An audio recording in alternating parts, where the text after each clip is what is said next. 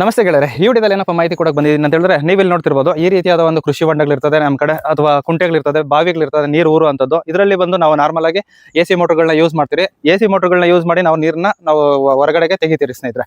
ಇದರಲ್ಲಿ ಬಂದು ವಿಶೇಷತೆ ಏನಂತ ಹೇಳಿದ್ರೆ, ಇಲ್ಲಿ ಬಂದಿರೋ ಒಂದು ಜಾಗದಲ್ಲಿ ಬಂದು ಈ ಒಂದು ಮೋಟರ್ಗಳು ಒಂದು AC ಮತ್ತೆ DC ಎರಡರಲ್ಲೂ ಕೆಲಸ ಮಾಡುವಂತ ಒಂದು ಮೋಟರ್ಗಳಾಗಿರ್ತವೆ ಸ್ನೇಹಿತರೆ.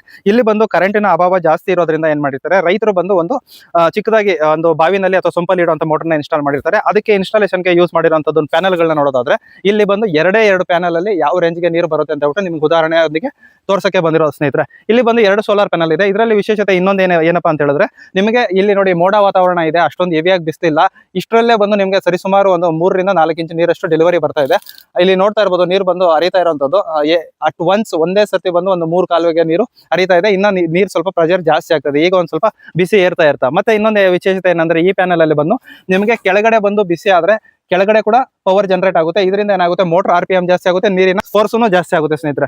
ಇನ್ನೊಂದು ವಿಚಾರ ನೋಡೋದಾದ್ರೆ, ಇಲ್ಲಿ ಸ್ಟಾರ್ಟರ್ ವಿಚಾರಕ್ಕೆ ಬಂದಾಗ ಯಾವುದೇ ರೀತಿಯಾದ ದೊಡ್ಡ ಸ್ಟಾರ್ಟರ್ಗಳು ನಮ್ಮ ಕಡೆ ಯೂಸ್ ಮಾಡುವಂತ ಸ್ಟಾರ್ಟರ್ಗಳಿಲ್ಲ ಸ್ನೇಹಿತರೆ. ಬರೀ ಪುಟ್ಟದಾದ ಒಂದು ಸ್ಟಾರ್ಟರ್ ಇರ್ತದೆ, MCB ಒಂದು ಕೊಟ್ಟಿರ್ತಾರೆ. ಇದನ್ನ ಆನ್ ಮಾಡ್ಕೊಂಡ್ರೆ ಸಾಕು, ಆಟೋಮೆಟಿಕ್ ಆಗಿ ಒಂದ್ ಸ್ವಲ್ಪ ಹೊತ್ತಿಗೆ ಸ್ಟಾರ್ಟ್ ಆಗುತ್ತೆ. ಸ್ಟಾರ್ಟ್ ಆಗಿದ ತಕ್ಷಣ ಏಕಾಏಕಿ ನೀರು ಹೊರಗಡೆ ಬರೋದಿಲ್ಲ. ನಿಧಾನಕ್ಕೆ RPM ಅಂತ ಹೇಳಿದ್ರೆ ರೊಟೇಷನ್ ಪರ್ ಮಿನಿಟ್ ಅಂತ ಏನ್ ಹೇಳ್ತಾರೆ, ಅದು RPM ನೊಂದಿಗೆ ನಿಧಾನಕ್ಕೆ ಸ್ವಲ್ಪ ಗೈನ್ ಆಗಿ ಮ್ಯಾಕ್ಸಿಮಮ್ ಸ್ಪೀಡ್ ರೀಚ್ ಆಗುತ್ತೆ. ಯಾಕಂದ್ರೆ ಇದರಿಂದ ಏನು ಉಪಯೋಗ ಅಂತ ಹೇಳಿದ್ರೆ, ಒಂದೇ ಸರ್ತಿ ಅಡ್ವಾನ್ಸ್ ನೀರು AC ಮೋಟರ್ ಅಲ್ಲಿ ದೂರದ್ರೆ ಪೈಪ್ಗಳೆಲ್ಲಾದ್ರೂ ಡ್ಯಾಮೇಜ್ ಆಗೋದು ಅಥವಾ ವಾಲ್ವ್ ಬಂದಾಗಿದ್ರೆ ಡ್ಯಾಮೇಜ್ ಆಗೋದು, ಇಂಥ ರೀತಿ ಎಲ್ಲ ತೊಂದರೆಗಳನ್ನ ಇದರಿಂದ ನಾವು ಸಾಲ್ವ್ ಮಾಡ್ಕೋಬಹುದು. ಬನ್ನಿ ಈಗ ನೀರು ಡೆಲಿವರಿ ಎಷ್ಟು ಬರ್ತಾ ಇದೆ ಅಂತ ಹೇಳ್ಬಿಟ್ಟು ಒಂದು ಕ್ಲಿಪ್ ತಗೋಣ. ಇಲ್ಲಿ ನೋಡ್ತಿರ್ಬೋದು, ಕಾಲುವೆ ಅನ್ನೋದು ನಾರ್ಮಲ್ ಆಗಿ ನಾವು 2 ಇಂಚ್ ನೀರುಗಳಿಗೆ 1.5 ಇಂಚ್ ನೀರುಗಳಿಗೆ ಚಿಕ್ಕದಾಗಿ ಮಾಡಿರ್ತೀವಿ.